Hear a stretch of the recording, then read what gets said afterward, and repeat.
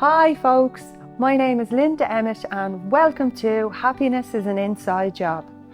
We are the creators of our own reality, we create our own lives. Our mind is our biggest limit and it's our own beliefs, behaviours and habits constantly caught in those cycles that keep us trapped where we are and stand in the way of our own happiness. So throughout this podcast, we're going to take a deep dive into some of those beliefs, habits and patterns, where they show up in your lives and what you can do to change them.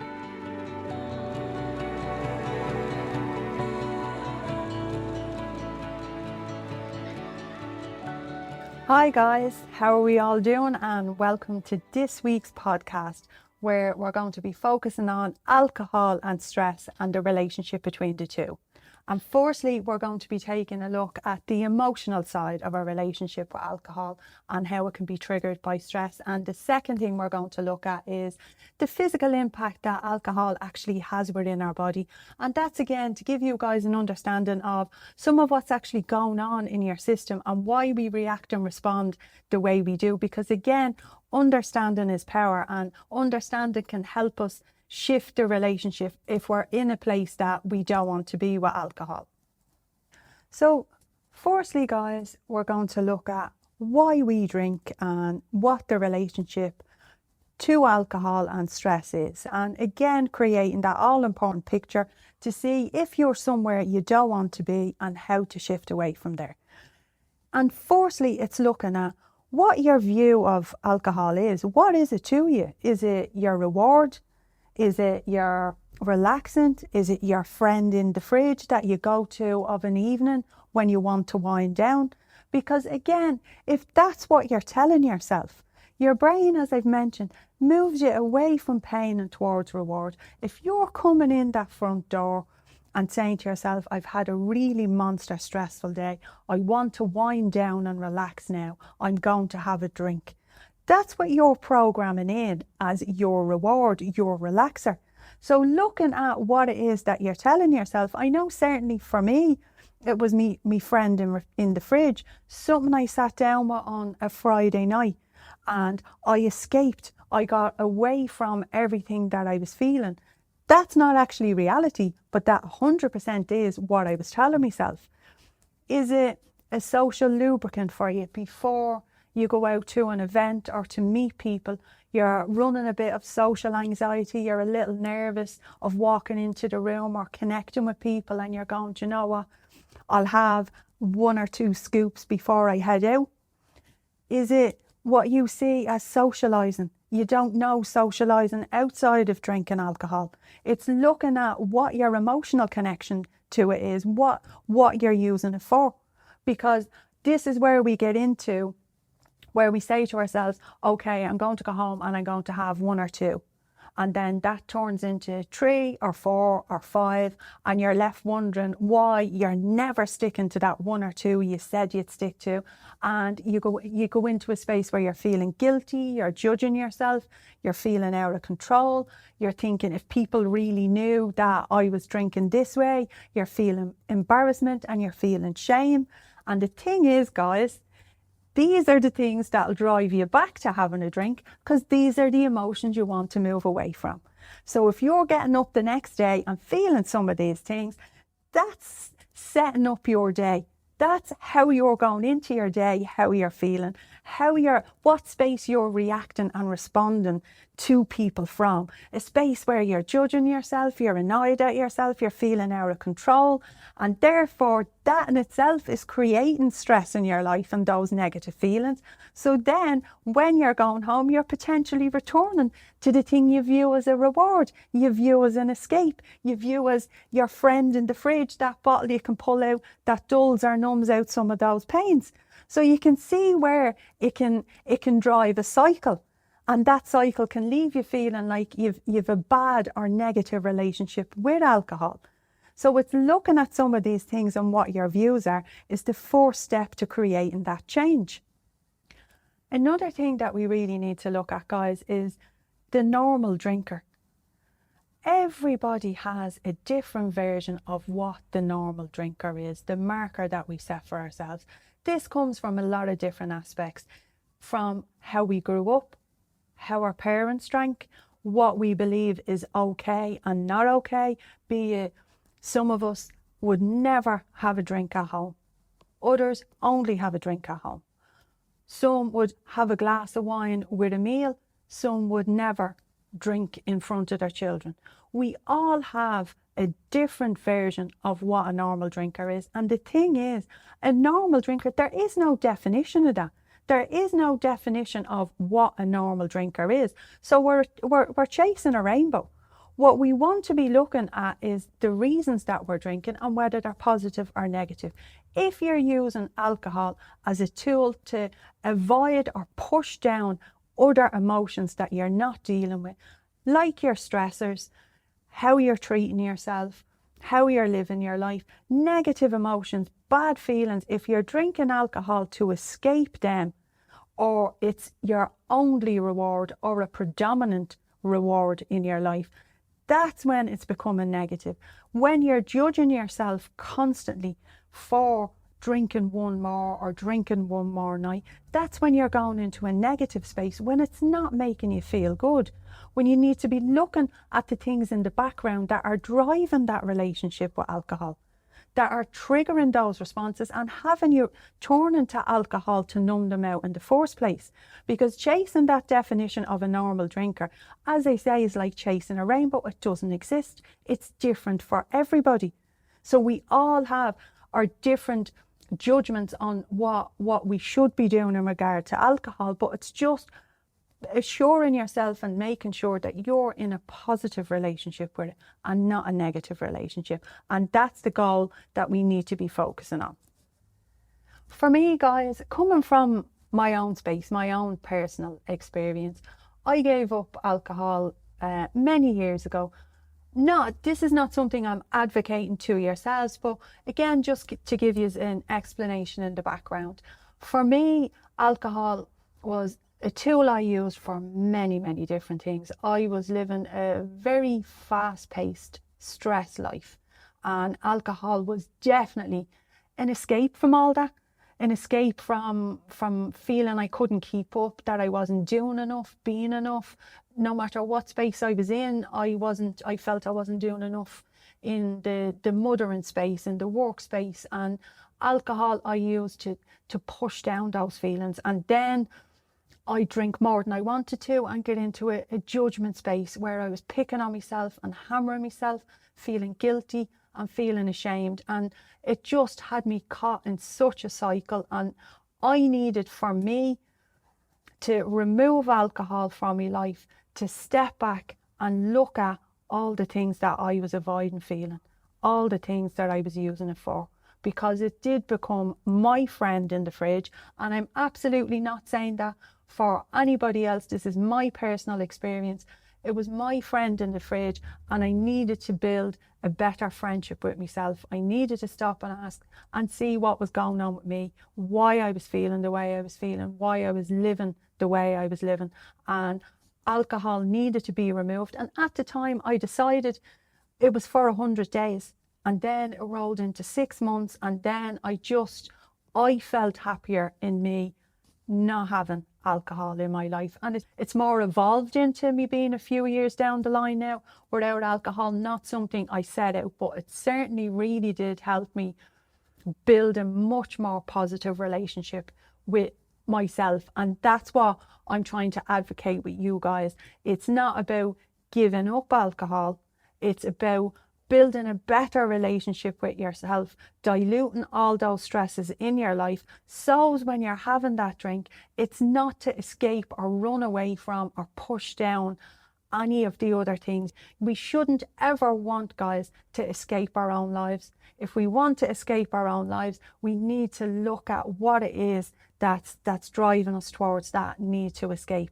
We need to look at those things and start doing the work in those areas, so as we're enjoying our lives more and not needing things like alcohol to suppress it, so as we can just exist rather than live. So now, guys, now that we've looked at the emotional side of our relationship with alcohol, what I want to do is talk through a bit of the physical side of our relationship with alcohol, the impact it actually has within our system, and how our body actually reacts and responds to alcohol, because that'll give you the better understanding of why we think the way we do and why we react the way we do and why different things happen within our systems when we drink. So first thing up is alcohol and our eating, food, and potentially weight gain. When we drink ethanol, our body can't store it. So if you've eaten just beforehand or while you're drinking, what your physical system will actually do is it'll start breaking down the alcohol and put the food you've eaten aside to break down later, therefore putting it into storage. So the alcohol will go through our system, the food won't, which is why over time alcohol can definitely have an impact on weight gain. It also changes the food choices that we're making, because when we're drinking, we're only in the present. We're not thinking of tomorrow. We're thinking of right now and what we want. And we're going for those sort of foods, which is why, again, guys, the takeaways show up so much more when we're drinking as opposed to when we're not. The second thing that happens with alcohol, again in regards to our digestive system, is, and it's the difference between eating, and we've all heard this, drinking on a full stomach or drinking on an empty stomach, and the difference between the two. And when our stomach is full, guys, we have what's called at the bottom of our stomach a pyloric sphincter, which is literally an opening and closing valve. When our stomach is full, that valve is closed, which means when alcohol goes in on top of it, it stays in our stomach and it's broken down with everything else. When our stomach is empty, when we haven't eaten, that sphincter valve is open, which means the alcohol goes straight down your neck, through your stomach and into your bloodstream. So the alcohol affects you and goes into your bloodstream, not broken down and not diluted like it would when you are full. So that's why alcohol hits you so much harder when you've an empty stomach as opposed to when you've a full stomach. And your liver can only dissolve a certain amount when it's going through. So it shoots straight through your stomach down into your liver. Your liver can only process so much and sends it all out into your bloodstream at a much quicker rate. And that's why we can go from zero to drunk much quicker when we haven't eaten. So that's where that age-old, the difference between drinking on a full stomach or an empty stomach comes in. The second thing that is very, very interesting with alcohol, guys, is your brain signals your body through hormones. We all know this. And one of the hormones that your brain uses to signal your kidneys is known as vasopressin, which is the one that tells your kidneys to hold on to vital water for your body. So to hold in the water that your body needs. Ethanol, alcohol, shuts that off. So you do actually wee far more when you're drinking. That isn't just a myth or something you feel. That's actually happening in your system, because that signal isn't going down to your kidneys to tell it to hold on to the vital water it needs, which in turn is partly why we feel so dehydrated the next day when we get up, because you have actually lost a lot of vital water for your system, which is why we're spending a lot of time the next day trying to replenish the essential salts and the water that we've actually lost. Another thing that happens within our system is known as alcohol myopia. And if you read this out of a science book, it literally means short-sightedness.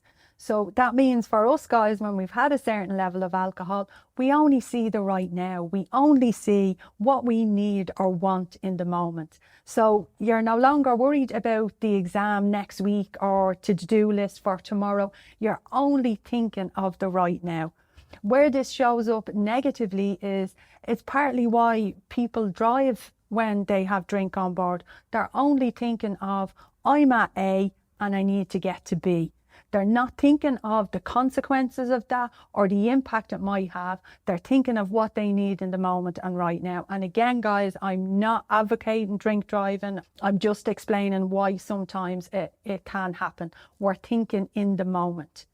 How we plan for 1 or 2 drinks and end up having the 7 or 8 is again tied into alcohol myopia, because we're only thinking of the fun we're having right now, the good time we're having sitting with our mates or listening to that music or whatever we're doing, and we're enjoying the fun, enjoying the right now, and we go for drink number 3, drink number 4, drink number 24, wherever that may be, because we're only thinking in the present.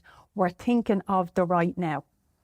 Another thing, and this is one of the things I really found one of the most fascinating, was when we drink a certain level of alcohol, and there's a fair amount of it in our system. One of the things that alcohol does is there's a part of our brain known as the hippocampus, which forms short-term memories. This is hugely impacted when we drink alcohol, which shows up in a couple of ways, guys, that we've probably all seen in our drinking lifetimes. And one is when you hear people constantly repeating themselves, their hippocampus, effectively the alcohol has put that offline. They're no longer forming short-term memories, which means they repeat themselves because they literally don't remember what they said 15 seconds ago. It's like goldfish syndrome.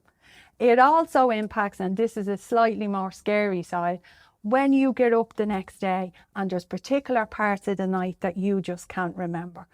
That is when your system has reached a certain level of alcohol and it's not actually forming those memories anymore. So you literally didn't form some of the memories to remember some of the events that happened. And that's just some of the effects that alcohol has within our system. It changes our brain chemistry in many different ways, and that's why we behave very differently. Again, our impulse control is diluted, which is why potentially even in our younger years you probably could have slept with someone that you wouldn't sleep with if you were sober, or you've made decisions that you would not, that are out of character for you. Again, your impulse control isn't functioning at the levels it would if you were sober. So you're diving onto the impulses. If it's a good idea in the moment, you're far more inclined to do it than you would when you were sober. And then it's the next day when you get up, your system is dehydrated, the essential salts are missing. And again, we can sometimes crave the likes of McDonald's and things like that the next day because they're extremely salty foods and your system knows what it needs. I'm not saying run out and get a McDonald's. I'm just mentioning this is some of the reasons that we crave these type of foods. Diarrhea is really, really powerful. Them little sachets actually have the essential salts that our body needs, and we use them on babies when they have diarrhea. They're really, really powerful for replenishing those salts that our bodies need the next day. It's like a quick fix. Have you ever wondered, guys, when you get up the next day and you look at how much you spent, or you're thinking back over the night before and, you know, you bought them 10 Jaeger bombs, or you went in and bought everybody food and abracadabra, or, you know, you were excessively generous, more generous than you'd normally be. Again, this falls under the alcohol myopia, where you're not thinking of the consequences. You're not thinking of what your bank account will look like the next day, or, you know, how much that actually costs to buy 10 Jaeger bombs for, you know, that girl you met in the toilet half an hour ago that's now your best friend. You know, it's actually, again, the differences and the chemical changes in your brain that drive some of these things, and the lack of impulse control. The activity in your prefrontal cortex is reduced, which means our restraint, the things that we normally have some restraint from, that's reduced. So we're not as restrained as we'd normally be. And that can show up as well in different aspects, even in us getting annoyed and possibly getting in a row that we wouldn't get into when we were sober, because the restraint we'd normally have is reduced within the prefrontal cortex. So we're not as restrained as we'd normally be. So we might exhibit different behaviours we wouldn't normally exhibit, where normally we'd have the ability to hold ourselves back. Alcohol dilutes our abilities to do that. And as I mentioned earlier, guys, in regard to maybe meeting people or kissing people or sleeping with people we wouldn't normally, even in our younger days, there's a particular part of your brain, you know, that it'd be your dopamine, your reward center, and that's actually heightened when we drink alcohol, which means we're more inclined to seek in the moment rewards. You combine that with the diluted impulse control and the diluted restraint, and you can have a whole mix going on in there that has you behaving very, very differently to how you'd behave when you're sober. And I wanted to share some of this with you guys, so you have an understanding of how alcohol is actually working in your system and what it's impacting, what is and isn't within your control, depending on the level of alcohol that you drink, and why you're reacting and responding in ways you wouldn't when you're sober. Because we can get up the next day and be our greatest judge, hammering ourselves for things that effectively alcohol has had a huge impact on. They change in ways how you react and respond because they've changed the way your brain is responding. So when you think of it, guys, and look at the big picture here, if you look at the physical impacts that alcohol has within your system, the lack of impulse control, the prefrontal cortex reduced activity where you're not exhibiting the restraint that you normally would, seeking out the pleasures, the rewards, and being very, very present, literally, as I say, myopia being short-sightedness, only thinking in the moment. If you combine that with a person that's potentially very, very stressed and using alcohol as a tool, you can see where it can become quite a negative in your life. It can become the thing you use to escape, to act out this lack of control, this impulsive behaviour, and then it puts you into a space where you're then wondering what happened, feeling out of control, and really judging yourself very, very harshly. And it's actually the combination of the two, feeling very negative when you've started to drink the alcohol and the effects that alcohol actually has on your body, that's creating this quite negative relationship. So working in the background on what's driving you to alcohol in the first place. Are you trying to escape things? Is it an escape from a life that's too busy and too stressful? Are you using it as your friend in the fridge rather than actually reaching out and talking to your friends, talking to your loved ones, telling them how you feel and asking for what you really, really need? Is it things you're not doing for yourself? Is it you're not building in them boundaries that you're telling people when your work day is done, possibly switching off that phone or stepping away from that laptop, doing some of the things that you want to be doing? What is it that's driving the stress, that's driving you into the letting loose with the alcohol? And it's working on the stresses in the background and then just doing a rebuild with your relationship with alcohol, with an understanding of the actual impacts it has on your physical system. And with a combination of both, you'll have a much healthier relationship with alcohol and a much better relationship with yourself if you're actually looking after what you really need and not what you believe alcohol is giving you in the moment. So take a moment in your own life, guys, and look at what you view alcohol as. Is it your reward after a really tense day, a stressful day? Is it your escape when the kids are gone to bed or when you're winding down? Is it your night out with your mates where you're going to have your 8 to 10? What is it? What is it you're trying to move away from? And you start working on that. And not only that, it won't only change your relationship with alcohol, it'll also give you a much healthier, happier life where you're living a life you want to be in and not one you want to escape from.